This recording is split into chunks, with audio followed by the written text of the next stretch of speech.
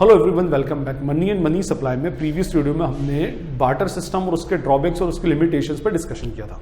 Now in this video we are going to discuss the functions of money, basic functions money के क्या क्या होते हैं। अगर हम बात करें अबाउट द फंक्शंस, तो फंक्शंस मनी के दो टाइप के फंक्शंस होते हैं। First function is the primary function and second are the secondary functions. Means these primary functions are the important functions. Secondary function के लिए आप मनी को यूज करो ना करो doesn't matters at all, but primary function के लिए हर बंदा उसको यूज करेगा। प्राइमरी मींस मेजर और बेसिक फंक्शंस हैं। अच्छा, इन फंक्शंस के लिए आपके पास बार्टर सिस्टम के ड्रॉबैक्स और लिमिटेशंस होना जरूरी है। ठीक है, देखिए मैं आपको बताता हूं इसके फंक्शंस क्या क्या है। प्राइमरी फंक्शन के अंदर पहला है इसके अंदर मीडियम ऑफ एक्सचेंज। ठीक है जी। सेकंड है इसमें measure of value.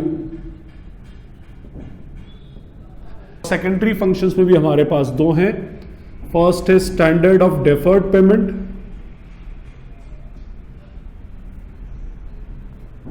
And third it possesses the store of value.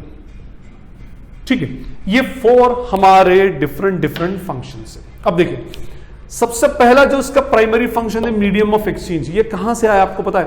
ये बार्टर सिस्टम के फर्स्ट ड्रॉबैक कौन सा? Lack of double coincidence of bond से आया। मैंने क्या बताया था lack of double coincidence of bond में? कि मिस्टर एक्स नाम का एक फार्मर है, उसके पास वीट है और उसको मिस्टर वाई नाम के एक मिल्कमैन से क्या चाहिए? मिल्क चाहिए, है ना। अब ये इससे मिल्क लेने को जाता है, वाई मिल्क देने को रेडी है और उसने बोला मैं आपको वीट दूंगा, तो उसने मना कर दिया कि मेरे पास मुझे वीट नहीं चाहिए, ऑलरेडी मॉर्निंग में एक बंदा मुझे वीट दे करके जा चुका है। प्रॉब्लम आ गई। अब ये ट्रांजैक्शन पूरा नहीं होगा, ये ट्रेडिंग पूरी नहीं होगी। क्या करें? तो उस केस में हमने lack of double coincidence of bond के इस लिमिटेशन को किससे दूर किया? हमारे मीडियम ऑफ एक्सचेंज से। हमने एक ऐसा standard medium of exchange, widely acceptable, हर बंदा उसको एग्री करेगा, एक्सेप्ट करेगा, हमने एक ऐसा मीडियम ऑफ एक्सचेंज को इन्वेंट किया। That is what money. हो सकता है मेटल की फॉर्म में। उसने बोला कि काम करो कि मैं हर मंथ आपसे 2 लीटर्स मिल्क लूंगा, उसके अगेंस्ट में आपको ये 5 ग्राम्स या 1 ग्राम गोल्ड आपको दे देता हूं। ठीक है, अब वाई भी गोल्ड की वैल्यू जानता है, एक्स भी गोल्ड की वैल्यू जानता है। वाई ने बोला ठीक है दे दो, नो प्रॉब्लम। ठीक है, तो सबसे बड़ी बात ये मेटल है। आज के सिनेरियो के अंदर क्या हुआ कि भाई हमें मिल्क चाहिए, तो अब मिल्क मैन का बिल आता है तो हम उसको मंथली बेसिस पर बिल पे कर देते हैं या डेली बेसिस पर आप उसको बिल पे कर देते हो।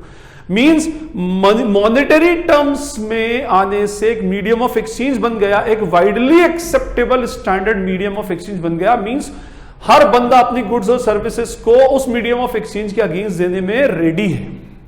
ठीक है, मैंने आपसे क्या कहा था प्रीवियस वीडियो के अंदर कि हर चीज की वैल्यू मॉनेटरी टर्म्स में मेजरेबल है और हर काम, हर गुड्स और हर सर्विस के बदले में आपको मनी देना पड़ेगा, या आप गुड्स और सर्विस दे रहे हो तो उसके अगेंस्ट आपको मनी मिल जाएगा। तो फर्स्ट क्या था अपना लैक ऑफ डबल कोइंसिडेंस, उसके अगेंस्ट क्या आया? Medium of exchange. ये मनी का प्राइमरी फंक्शन है। हर बंदा उसको एक्सेप्ट करेगा, हर बंदा उसको लेने के लिए रेडी होगा। ये मीडियम ऑफ एक्सचेंज होगा, widely acceptable medium of exchange. ठीक है, फाइन। इसको मैंने बताया था आपको lack of common unit of measurement. ये हमारा सेकंड ड्रॉबैक था किसका? बार्टर का। जिससे मैंने आपसे क्या कहा था कि जब दो पार्टी डील करती थी तो बार्टर में ऐसा होता था कि भाई एक पार्टी फायदे में जाएगी और एक पार्टी लॉस में जाएगी। जैसे मैंने क्या कहा कि आपसे ये कहा था कि एक्स और वाई आपस में डील कर रहे हैं, वाई इसको 5 लीटर्स मिल्क दे रहा है और बदले में इसको 5 किलोग्राम वीट दे रहा है। तो इस केस में वीट की प्राइस अगर मिल्क से कम है तो एक्स बेनिफिट में गया और वाई किस में चला गया? लॉस में, है ना। ऐसे बंदे को लगता था कि भाई मैं इसको एक अपनी एक ज्यादा इंपॉर्टेंट चीज इसमें दे रहा हूं, लेकिन प्रॉब्लम ये थी कि भाई कोई कॉमन स्टैंडर्ड ऑफ मेजरमेंट नहीं था। कैसे मेजर करें उसको? तो उसको मेजर करने के लिए हमने रुपी का इन्वेंशन किया और बोला गया now the value of every commodity and every service will be measured in terms of monetary, money की वैल्यू में होगी। उन्होंने कहा कि भाई अब ये लफड़ा खत्म करो, हम तो ये बात करेंगे कि 1 litre milk is equals to ₹20 मान लो, है ना। इसने बोला कि 1 किलोग्राम राइस वीट इज ₹15। ठीक है, तो अब ये बोलेगा एक्स वाई के पास जाएगा, बोले मुझे 5 लीटर मिल्क चाहिए, तो बोलेगा भाई 20 रुपीज के हिसाब से 100 रुपीज आप मुझे दे दो और मैं आपको क्या दे देता हूं, मिल्क दे देता हूं। तो यहां पर डबल कोइंसिडेंस भी हो गया और साथ में एक वैल्यू भी मिल गई। अब यहां पर किसी बंदे के साथ में ये डिससेटिस्फैक्शन नहीं होगा कि मैंने अपनी प्रीशियस आइटम इसकी हल्की आइटम या इसकी कम प्रीशियस आइटम के बदले में दे दी। एक कॉमन स्टैंडर्ड आज के सिनेरियो में आप जाएंगे तो हर चीज की वैल्यू अगर इंडिया में देखें तो INR के अंदर डिफाइंड होगी, चाइना में देखेंगे तो उनकी करेंसी के अंदर होगी, यूएस में देखेंगे तो वहां की करेंसी US डॉलर्स के अंदर होगी। अल्टीमेटली कहने का मीनिंग ये है कि भाई हर एक चीज की वैल्यू डिफाइन कर दी गई और वो वैल्यू डिफाइन की गई किससे, मेजर्स ऑफ वैल्यू के फंक्शन से। ये दो इसके प्राइमरी फंक्शन है। इन प्राइमरी फंक्शंस के बिना मनी का एग्जिस्टेंस हो ही नहीं सकता, सबसे इंपॉर्टेंट रोल प्ले करते हैं। और हर आदमी जो मनी को यूज करता है as a medium of exchange, वो ये दो प्राइमरी फंक्शंस की वजह से यूज करता है। क्या कि एक तो वो कहीं भी ले जाकर के देगा तो वो रेडिली एक्सेप्टेबल होगा, और दूसरा जहां पर वो दे रहा है उसको वहां से उसकी वर्थ जो मालूम पड़ेगी वो उसी मनी की यूनिट के अकॉर्डिंग ही मालूम पड़ेगी। रुपीज दिस, फिर भले जो चीज आपको मिल रही है उसकी यूनिट डिफरेंट हो। जैसे अगर हम मिल्क की बात करें तो रुपीज पर लीटर ऐसे लिखा हुआ आएगा उसमें, रुपीज पर लीटर। क्लॉथ की बात करेंगे तो रुपीज पर मीटर, है ना। वीट की बात करेंगे तो रुपीज पर केजी। टूथपेस्ट की बात करेंगे तो रुपीज पर यूनिट। इसमें एक कॉमन एलिमेंट किस चीज का है, रुपीज का। तो common unit of measurement ultimately बना इसमें। ठीक, फाइन।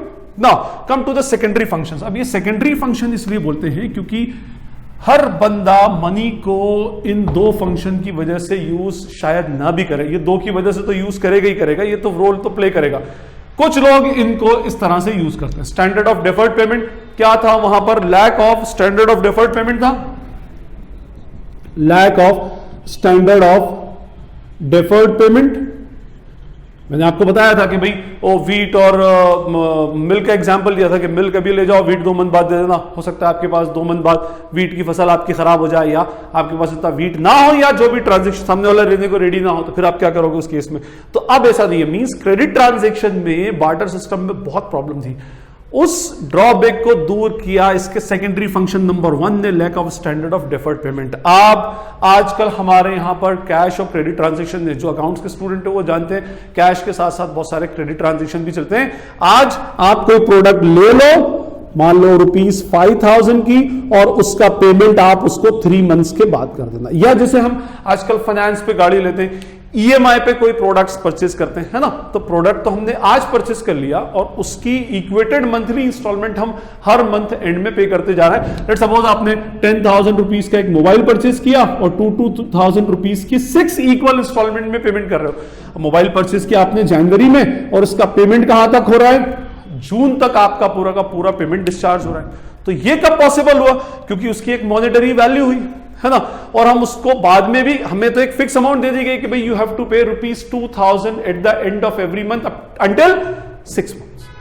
तो ये स्टैंडर्ड ऑफ डेफर्ड पेमेंट की जो प्रॉब्लम हमारे यहां पर थी, उस स्टैंडर्ड ऑफ डेफर्ड पेमेंट का फंक्शन ही क्या बना, मनी का फंक्शन बना। लेकिन ये सेकेंडरी फंक्शन है, ये उसी पार्टी के लिए जो क्रेडिट ट्रांजैक्शन में इन्वॉल्व है, ठीक है ना। मतलब हर एक इसको यूज करेगा ये जरूरी नहीं है, दो तो डेफिनेटली यूज करेगा। और store of value, store of value मैंने आपको बताया था कि मान लो एक बंदे का एप्पल का फार्म है और उसके पास बहुत सारा एप्पल होता है, तो उसको क्या करना पड़ेगा कि उसको फटाफट डिस्पैच करना पड़ेगा, अदरवाइज एप्पल खराब हो जाता है। लेकिन मनी के साथ ऐसा नहीं है, आप जितना चाहो मनी आप इसको स्टोर करके रख लो, आपको कोई रोक टोक मतलब मींस देखा जाए, देखिए हम तो क्या करते हैं बैंक में रखते हैं और कुछ लोग उसको कैश के फॉर्म में भी मनी को स्टोर करके अल्टीमेटली रखते हैं। तो उसका स्टोरेज कंपैरेटिवली क्या हो गया, इजी हो गया। तो हमारे ये 4 फंक्शंस है, 2 primary functions. Primary functions means हर बंदा इन 2 फंक्शंस के लिए मनी को यूज करता है, और कुछ लोग 2 सेकेंडरी फंक्शंस का भी उसमें बेनिफिट उठाते हैं। हर बंदा सेकेंडरी फंक्शंस का बेनिफिट उठाएगा, that is not compulsory, but primary functions तो हर एक के लिए मनी अल्टीमेटली परफॉर्म करेगा ही करेगा। ठीक, फाइन।